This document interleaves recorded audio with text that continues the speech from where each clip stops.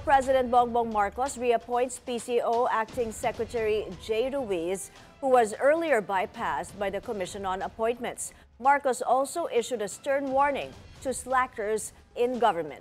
Ivy Reyes reports. At any level of government, it's very different to receive, makatanggap ka ng report na sasabihin, natapos namin yung project, ganito yung ginastos namin, may picture na maganda. Pero pag pinuntahan mo, iba. You govern better when you start from the ground up, President Bongbong Marcos said in the second episode of BBM Vlogs. So it's still important to go and see things for yourself. He added, there are government officials who boast progress without tangible proof. When asked if he has witnessed this happen in his administration, the president responded in the affirmative. In the 3 years that he's been manning the government's top post, Marcos confirmed that he had fired several officials due to lackluster performance.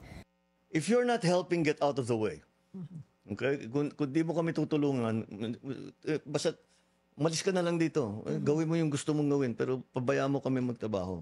That's my attitude all the time. So, whatever get out of the way means you're fired or may floating ka.